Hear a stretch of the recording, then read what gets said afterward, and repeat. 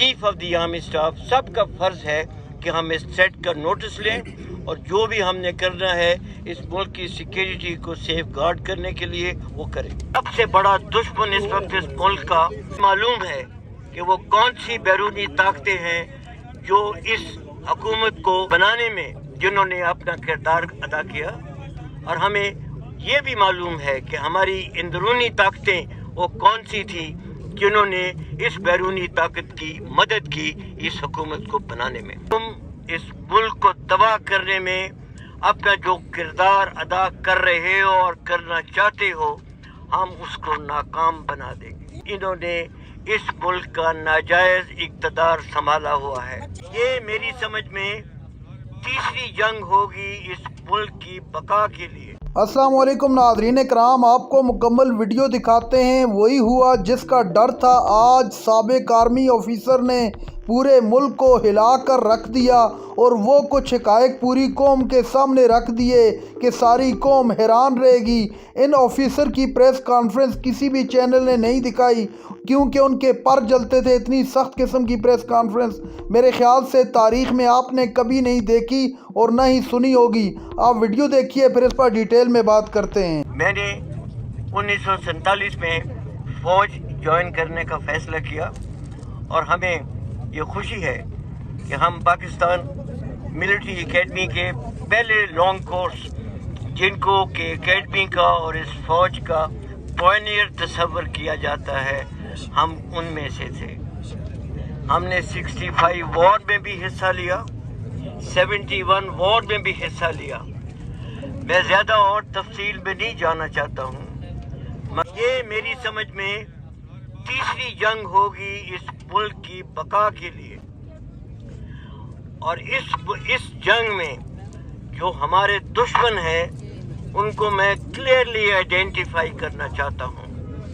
सबसे बड़ा दुश्मन इस वक्त इस मुल्क का राना सनाउल्लाह है, जिसकी क्रिमिनल बैकग्राउंड है और जो कातलाना बैकग्राउंड का भी के लिए भी मशहूर है। हम उसको ये पैगाम देना चाहते हैं कि तुम इस मुल्क को तबाह करने में अपना जो किरदार अदा कर रहे हो और करना चाहते हो, हम उसको नाकाम बना देंगे इंशाअल्लाह। इसके अलावा गवर्नमेंट है, इसके लिए भी हमारा ये पैगाम है कि हमें और आप सबको मालूम है कि ये गवर्नमेंट जो है ये कैसे इस मुल्क में वजूद में आई और कैसे एक वोट की मेजॉरिटी के ऊपर इन्होंने इस मुल्क का नाजायज इक़्तिदार संभाला हुआ है। आज मैं बरमला कहना चाहता हूँ कि हमें मालूम है कि वो कौन सी बैरूनी ताकतें हैं जो इस हुकूमत को के बनाने में जिन्होंने अपना किरदार अदा किया, और हमें ये भी मालूम है कि हमारी अंदरूनी ताकतें वो कौन सी थी जिन्होंने इस बैरूनी ताकत की मदद की इस हुकूमत को बनाने में। हमने अपनी सारी जिंदगी में जो हमने फौज में गुजारी है, हमने सारे मरहले देखे हैं। हमें मालूम है कि कैसे अयूब खान ने इस मुल्क की सॉवरेनिटी जो थी वो बेची अमेरिकन को, और उसके नतीजे में बड़े बेस बना दी गई पेशावर में।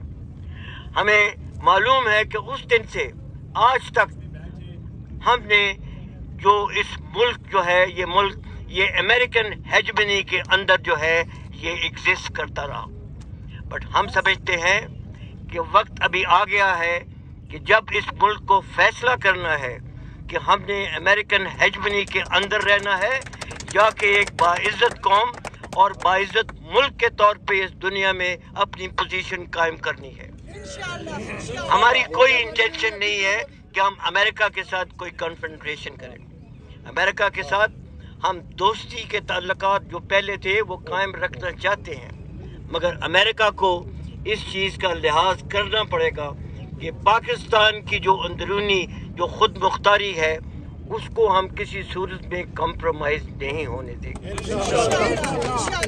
अमेरिका के साथ हमारी इतनी पुरानी दोस्ती की तारीख है, हमने हमेशा उनके लिए कुर्बानी दी, मगर अमेरिका ने आज तक पाकिस्तान की सपोर्ट में एक लफ्ज तक बयान नहीं किया।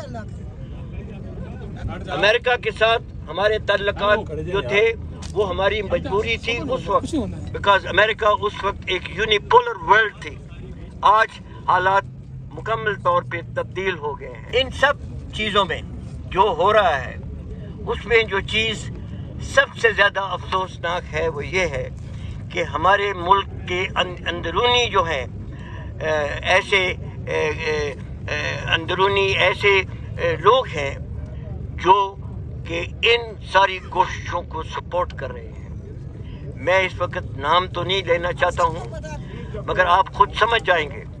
मैं थोड़ी सी बैकग्राउंड देना चाहता हूँ कि हमने जब ये हालात ख़राब होना शुरू हुए तो हमारी एक team led by general Ali Kuli, supported by vice admiral Taslim SJ बार एंड एयर मार्शल मसूद, हमने एक मीटिंग की जनरल बाजवा के साथ। और उस मीटिंग में जनरल बाजवा ने बड़ा क्लियरली ये वादा किया कि इस मुल्क के हालात को ठीक करने के लिए 90 दिन के अंदर अंदर वो इलेक्शन करवा देंगे।